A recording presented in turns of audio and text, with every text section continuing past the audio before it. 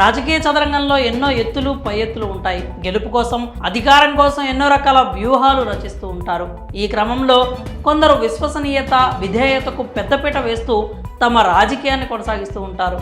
మరికొందరు మాత్రం మోసాలు, వెన్నుపోట్లు, వంచన వంటి వాటిని ఆధారంగా చేసుకుని తమ పొలిటికల్ జర్నీ కొనసాగిస్తూ ఉంటారు. ఇలాంటి నేతలు తమ రాజకీయ ప్రయాణంలో సొంత కుటుంబ సభ్యులు వచ్చినా సరే వెన్నుపోటు పడవడానికి కూడా వెనుకాడరు. ఇలాంటి లక్షణాలు టీడీపీ అధినేత చంద్రబాబు నాయుడుకి ఉన్నాయని పలువురు రాజకీయ విశ్లేషకులు అభిప్రాయపడుతూ ఉంటారు. అలానే ఎవరిని నమ్మని చంద్రబాబు చివరకు ఓ విషయంలో తన కొడుకును కూడా నమ్మట్లేదని టాక్ అయితే వినిపిస్తోంది. 2024 ఆంధ్రప్రదేశ్ ఎన్నికల్లో వైఎస్ఆర్సీపీ గెలుపును ఆపేందుకు ప్రతిపక్ష టీడీపీ విశ్వ ప్రయత్నాలు చేస్తోంది.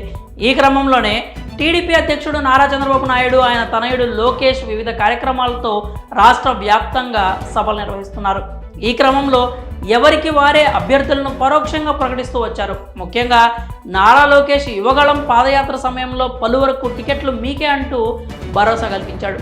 అయితే తాజాగా లోకేష్ ప్రకటించిన అభ్యర్థులను చంద్రబాబు పక్కన పెడుతున్నట్లు తెలుస్తోంది. కొడుకుపై నమ్మకం లేకనే అతను తీసుకున్న నిర్ణయాలను బాబు పక్కన పెట్టేశాడని సమాచారం.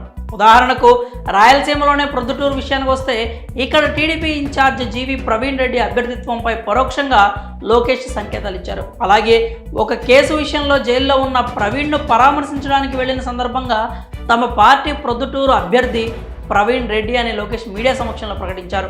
కష్టకాలంలో టీడీపీకి అండగా నిలబడినప్పటికీ సిట్టింగ్ ఎమ్మెల్యే రాచమల్లు శివప్రసాద్ని తట్టుకునే సామర్థ్యం ప్రవీణ్కి లేవని అధిష్టానం భావిస్తోంది. దీంతో లోకేష్ ప్రతిపాదించిన ప్రవీణ్ను కాదని వరదరాజులరెడ్డికి టికెట్ ఇవ్వాలనే బాబు ఆలోచనలో ఉన్నారట. అలాగే ఉమ్మడి విశాఖ జిల్లాలోని పాయకరావుపేట విషయంలోనూ లోకేష్కి చుక్కెదురైనట్లు సమాచారం. అక్కడ వంగలపూడి అనితకు లోకేష్ హామీ ఇచ్చారని టాక్. అయితే ఆమె విషయంలో చంద్రబాబు సానుకూలంగా లేరట. ఇక్కడ టీడీపీ ఓడిపోతుందని సర్వే నివేదికలు చెప్తున్నాయి. దీంతో పాయకరావుపేట సీటును జనసేనకు ఇచ్చి చేతులు దులిపేసుకోవాలని బాబు అనుకుంటున్నారని టాక్.